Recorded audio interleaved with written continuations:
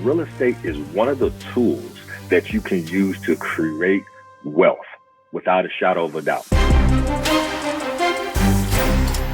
All right, y'all, welcome to this quick episode. Today's topic is I Got Time Today.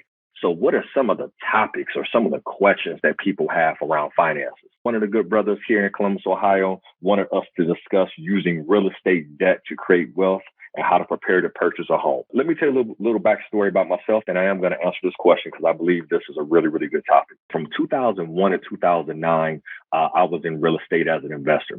Actually had accumulated a portfolio of over $4 million in real estate during that short period of time.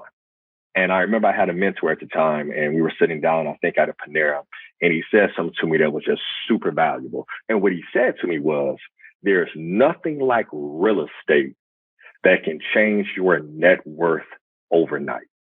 And when he said that to me, I had him explain a little bit more. And, it was really simple. If you buy something the right way, at a great cost, right? And then you're able to get the appreciation by putting some work into it. So if you bought something for $50,000, put $10,000 into it, and now it's worth, $150,000, $200,000, that equity can happen, and that increasing your net worth can happen very, very quickly.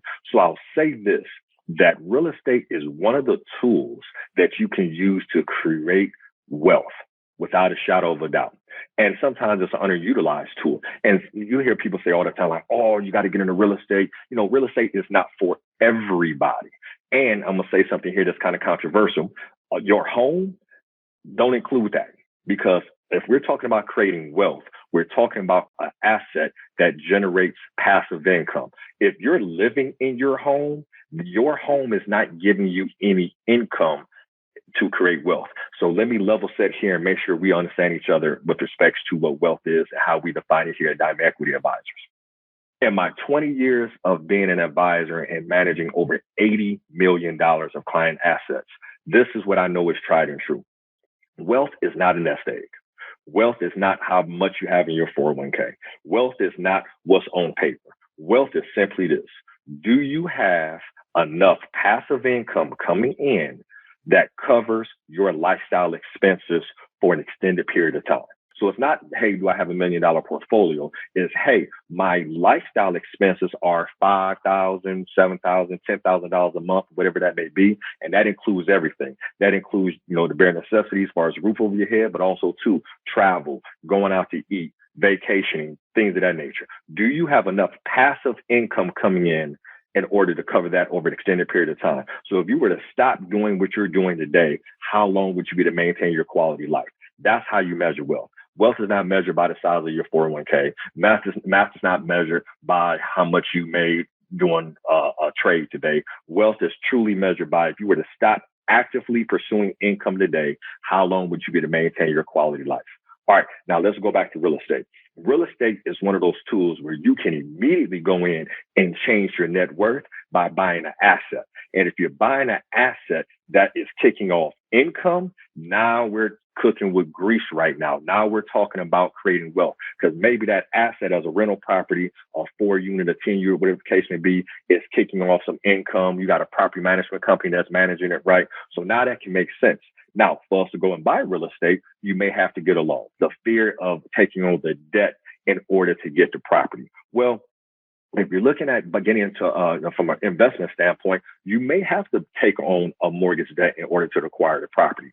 So all debt is not bad debt. It's how you use the debt. If you're acquiring financing at, say, 3, 4, 5%, but your return on investment is coming in at, 10, 20, 30%, well, then that kind of makes sense. Would you borrow at 5 for the ability to go ahead and make 10 or 15? That makes sense. So it's how you use the debt. Unfortunately, many of us aren't taught how to use the debt properly. And you run into a situation that I ran into in 2009 when the market crashed. So, hey, Perry, you had a $4 million real estate portfolio. You said the word had. Yeah, past tense. I lost it. I lost all of it. How did I lose it? Because no one really taught me how to manage the debt. I knew how to go out and acquire properties. I knew how to go out and rehab them and get pull the equity out via lines of credit or refinances and things of that nature. But nobody really taught me how to manage the debt or the cash flow coming in for the business. I was highly leveraged.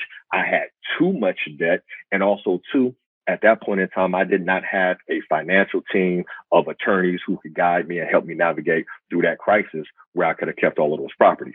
So with that being said, real estate is a really powerful tool that can help you improve your net worth, but also it's an asset.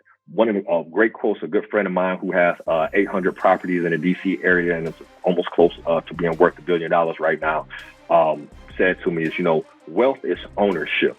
What do you own? What do you own? And do you own an asset that kicks off income? All right, that's all I have for this particular topic right here. Thank you all for tuning in to this episode.